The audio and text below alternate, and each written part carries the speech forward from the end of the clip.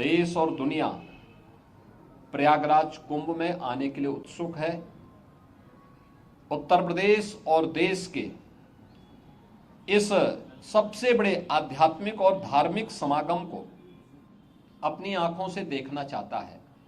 144 वर्ष के बाद महाकुंभ का यह मुहूर्त आ रहा है और इस महा समागम का साक्षी देश और दुनिया बनना चाहता है। इसके लिए हर प्रकार की व्यवस्थाएं डबल इंजन की सरकार ने, केंद्र और राज्य सरकार ने मिलकर के, यहां पे प्रशासन और पुलिस ने मिलकर के, मेला प्राधिकरण के साथ मिलकर के इन सभी कार्यक्रमों को युद्ध स्तर पर आगे बढ़ाने की तैयारी की जा रही है। और जनवरी प्रथम सप्ताह तक संस्थाएं भी आ चुकी होंगी, तैयारियां पूरी हो चुकी होंगी। 13 जनवरी को पौष पूर्णिमा की पहला स्नान यहां पे संपन्न होगा। मकर संक्रांति 14 जनवरी को दूसरा स्नान यहां पे होगा, जो अमृत स्नान भी होगा, जिन्हें साई स्नान कहते थे। 29 जनवरी मौनी अमावस्या, ये मुख्य स्नान में से एक है, जिसमें सबसे ज्यादा भीड़, हमारा अनुमान है कि 6 से लेकर 8 करोड़ श्रद्धालु यहां पर उस दिन आएंगे और उस स्नान में, यहाँ पे अमृत स्नान में सहभागी करेंगे। यह एक बड़ा आयोजन कुंभ का होगा और एक बहुत पवित्र मुहूर्त भी होगा। 3 फरवरी बसंत पंचमी है, फिर 12 फरवरी और 26 फरवरी ये 2 अतिरिक्त स्नान फिर यहाँ पे होंगे। कुल 6 स्नान होने हैं।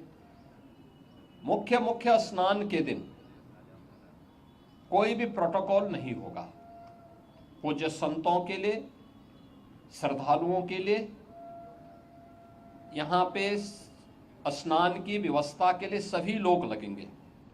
सभी स्नान पर संतों के स्वागत के लिए, श्रद्धालुओं के अभिनंदन के लिए सरकार के स्तर पर, मेला प्राधिकरण के स्तर पर पुष्प वर्षा की व्यवस्था भी रहेगी और उसके लिए हम लोग पूरी तैयारी कर रहे हैं, क्योंकि ये दुर्लभ संजोग है। उस दुर्लभ संजोग के साक्षी बनने के लिए देश और दुनिया से जो भी श्रद्धालु आएगा उसको उस प्रकार का अवसर मिलना चाहिए।